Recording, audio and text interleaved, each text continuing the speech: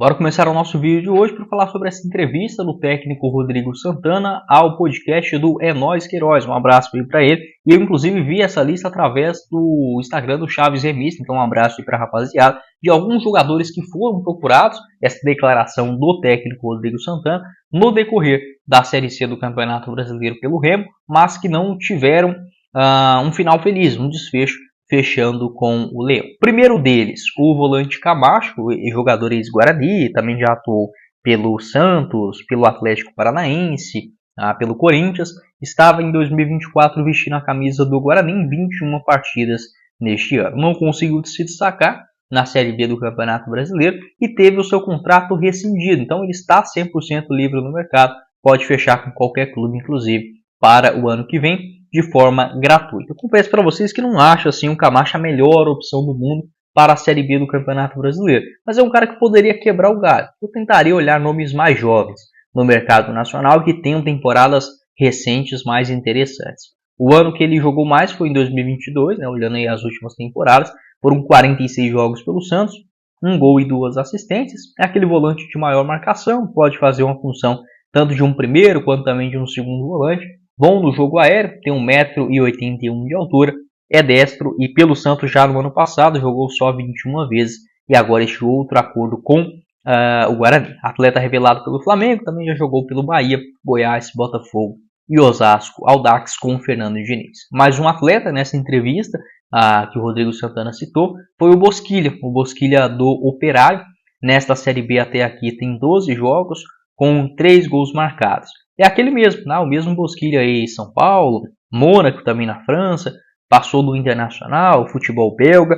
O último clube dele antes de jogar a Série B tinha sido o Győr, né? Inclusive é um clube aqui perto da cidade que eu estou, aqui em Budapeste, na Hungria, mais ou menos uns 50, 70 quilômetros.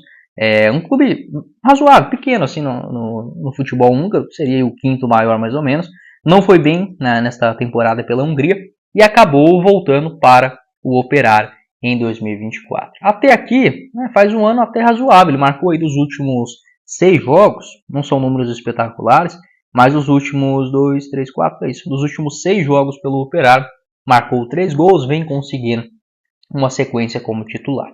Eu gosto do Bosquilha, tá? Acho que é um cara que se tiver bem fisicamente, com a cabeça no lugar, pode sim funcionar em uma realidade de Série B do Campeonato Brasileiro. O contrato dele no Operário vai até o final do ano que vem, até dezembro de 2025. Eu vejo que alguns torcedores comentam assim, o cara foi procurado pelo Remo, não deu certo, ele recusou, então não quero nem saber desse cara aqui mais. Olha, eu não concordo com essa visão. Por quê?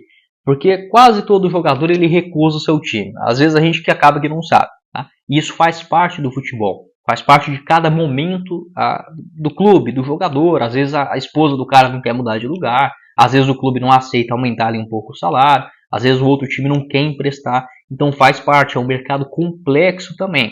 É óbvio que há casos e casos. Se o cara esnoba o clube, né, faz chacota, não responde a proposta, aí é outros 500. Manda esse cara lá para casa, né, se você pensou aí mesmo. Mas, sendo uma negociação normal, olha, eu tenho interesse. Você topa vir jogar a Série C aqui agora? Não dá certo, o clube não libera, tem outros planos, outras propostas. Faz parte, estamos falando da vida profissional do camarada também. Então, se não houve um desrespeito por parte desses jogadores, eu não fecharia a porta para todos eles. Mas é claro, é um outro cenário, uma comparação de Série C e Série B do Campeonato Brasileiro. Mas eu penso que o Bosquilha seria, sim, esse nome interessante para o Remo tentar recuperar. Né? Esta é a maior verdade.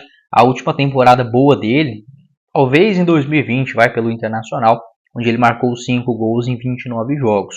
Pelo Inter não foi bem, continuou ali mais 2 anos. Chegou no Coritiba, não jogou bem a Série A, nem 2022, nem 2023. O último ano, de fato, bom, assim, onde ele foi titular de cabo a rabo, foi pelo Nantes, lá na temporada de 2018. Pode deixar o seu pitaco também sobre o Bosquilha, o nome de... Para começar o nosso vídeo de hoje para falar sobre esta informação importante do Remo voltando a conversar com empresas para uma possível obra de ampliação no estádio Baenão. Tá? Esta informação ela foi confirmada primeiramente pelo portal O Liberal e segundo declarações do presidente o Antônio Carlos Teixeira, o Tonhão, ele afirmou que existem sim interessados neste projeto e até mesmo comentou sobre os valores. Abre aspas. Houve uma conversa com empresários no início do mandato, mas o que não agradou à diretoria. Tinha uma empresa de fora, agora outra se aproxima no sentido de conversar. O projeto está sendo feito, está sendo conversado, em breve teremos novidades sobre isso. Vai virar arena? O projeto seria feito apenas na área da Travessas, né, na área da Travessas das Mercês, onde atualmente possui uma estrutura metálica em que atende os torcedores e parceiros do clube. A intenção do Tonhão é que o Baianão seja utilizado também para shows e que se torne uma arena multiuso. Abre aspas. O Tonhão afirmou também. Inicialmente, as obras serão do lado da Mercês, mas existe a ideia de outros setores. Não podemos nos limitar em partidas de futebol. A ideia é transformar aquilo em arena e dar a rentabilidade maior e pagar o investimento. Fecha aspas. Ele comentou também sobre os valores, que essa parceria é uma das saídas para o Remo completar o seu estádio, e que o Tonhão afirmou que possui uma estimativa entre 9 a 12 milhões de reais para a construção somente desse lado da Mercedes. Então, assim, não é uma obra fácil, simples, não é, até porque os valores aumentaram bastante. Eu, como torcedor do Goiás, né, quando o Goiás ele começou a aumentar ali a Serrinha em 2019 para 2020, aí veio, né, paralisação do futebol, o valor ali para terminar a Serrinha era mais ou menos de 60 milhões, que se estimava naquela época. Aí pulou para 120 em um período assim de 8 meses. Hoje é mais ou menos 300 milhões de reais. Então, os valores, né, ele não vai baixando. E principalmente nessa questão do índice da construção civil, que também disparou nos últimos anos aqui no Brasil. Então, qualquer tipo de construção pequena que você faz hoje, dentro de casa já é 30, 50 mil facinho. Né? Ainda mais se tratando de uma estrutura de um estádio, de um prédio, de uma estrada, né, uma rodovia, facilmente chega nessa casa do milhão e não seria diferente. Para mim é importante o Remo investir na sua estrutura e também dar uma cara de arena para o seu estádio. Eu gosto do Baianão, eu acho sim um estádio bonito. Ele tem aquelas duas estruturas, os dois tobogãs, né, que dá ali já um aumento da capacidade muito grande.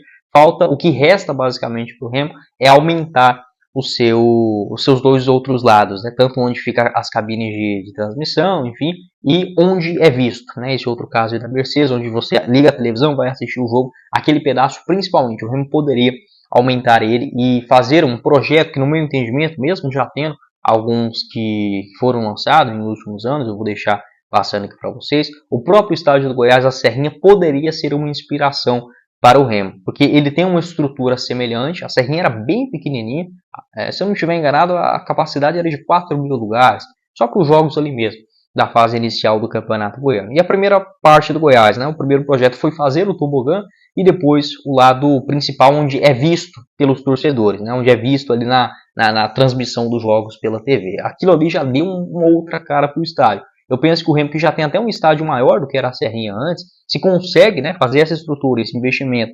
nessa região aí das travessas da Mercedes, e também conseguir um parceiro para outros projetos, outros investimentos, sem o clube ter que tirar esse dinheiro exatamente agora do bolso, pode ser um cenário mais otimista. E quando eu digo isso de você fazer um investimento sem necessariamente gastar agora, seria como por exemplo, a chegada de um patrocinador através dos Name Rights. Já gravei um vídeo falando sobre esse assunto, eu vou deixar para vocês na tela final. Mas o mais importante, mesmo se for para o Remo tirar esse valor ou pegar um empréstimo, eu concordo com esse tipo de investimento.